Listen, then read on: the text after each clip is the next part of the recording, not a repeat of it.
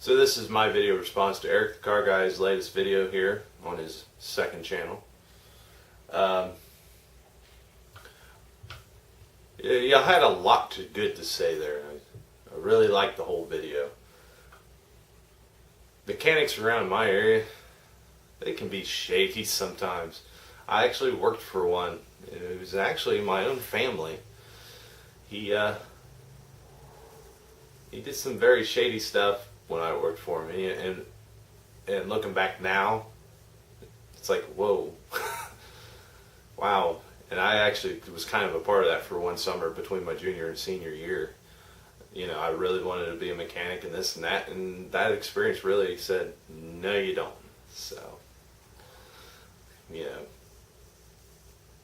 know, I like to get things done in a timely manner and this and that, but that was a little ridiculous on how he wanted us to do things. And you know, it was a private shop. It wasn't a dealership or anything like that. It was just a private shop.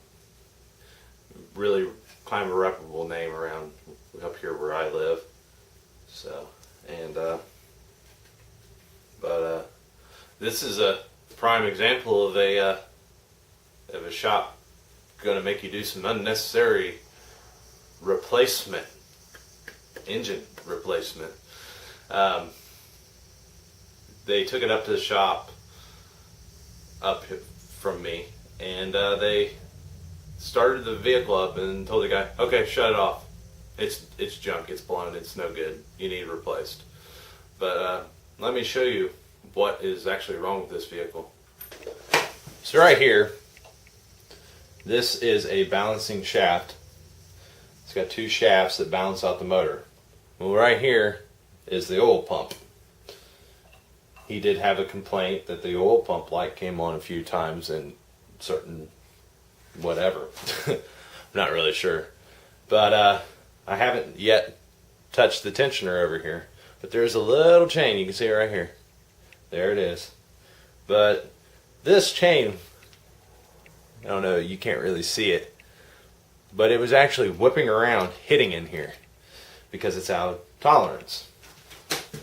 Now, I could just go in here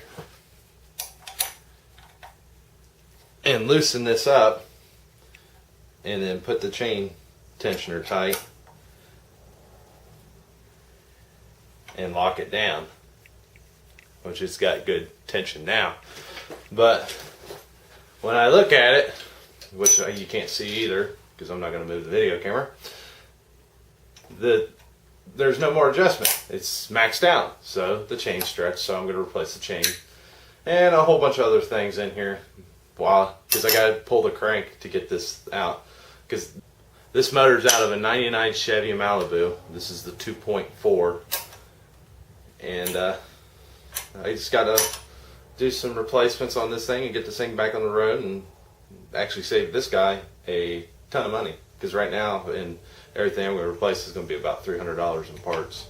So in general, it's kind of like, why didn't the shop take the procedures on trying to figure out what's wrong with this motor instead of coming up with an assumption that it's bad and not taking the time to look at it? I took the time and looked at it.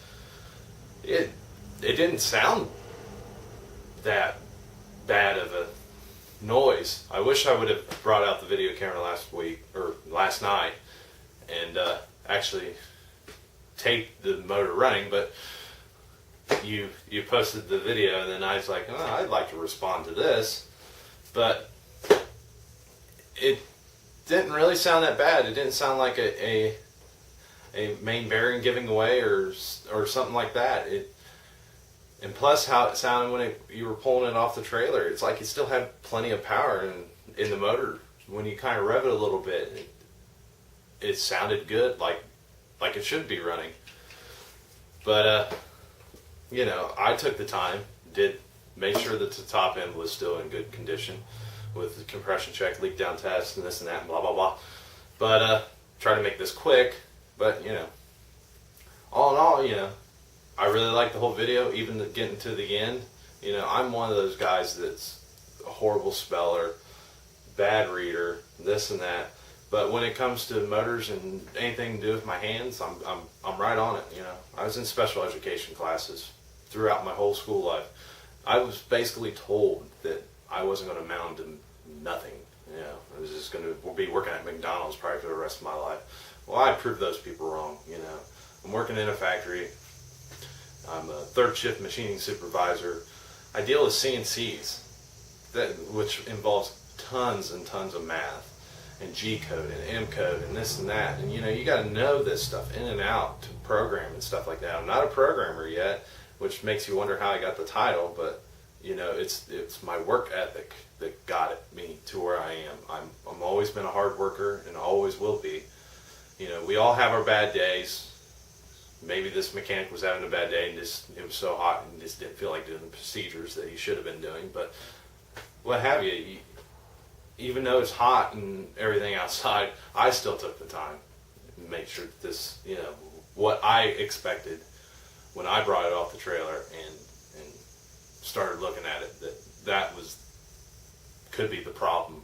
And my assumption was right and his was wrong. So, but you know, let's not point the fingers, but you know, save this guy some money and fix it up and enjoy the time, you know, because you know this is my side job, just like the last video you put up on this channel. I explained to everybody I have a 40+ hour a week job, and your stuff's going to get done in a timely manner. But if I don't feel like working on it, I'm sorry, I'm not.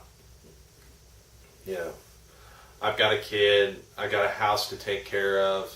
You know, this is all done on my property. Right now, sitting out in my driveway is the owner of this vehicle, or this engine. That vehicle sitting out in my driveway. Along with, sitting over there, is one of my engines out of my Neon.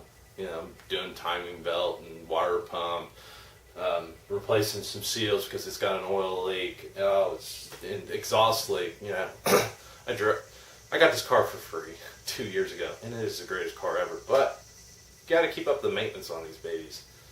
So you know, but I enjoy the videos.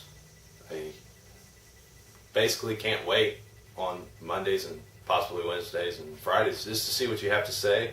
And I really enjoy them, and they teach me a lot. They took me from what I was learning in the past and bringing it to what it is now in the future. I'm learning so much. It's, yeah, and constantly sometimes have to refer back and make sure that I'm doing the procedure right, because I don't want to waste my time and plus other people's money. Because, you know, I'm trying to keep a good reputation going, and I have been.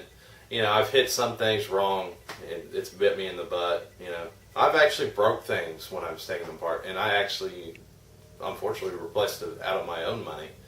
And I had one big one a while back, and but you know, I basically called them right up, right then and there, and told them, hey, I did this, and this happened, and I'm really sorry, but don't worry about it. I'm going to replace it because it was my fault. You know, that's how I feel it should be done. It shouldn't be, oh, this was broke. You know, you did it, and you're going to learn from it.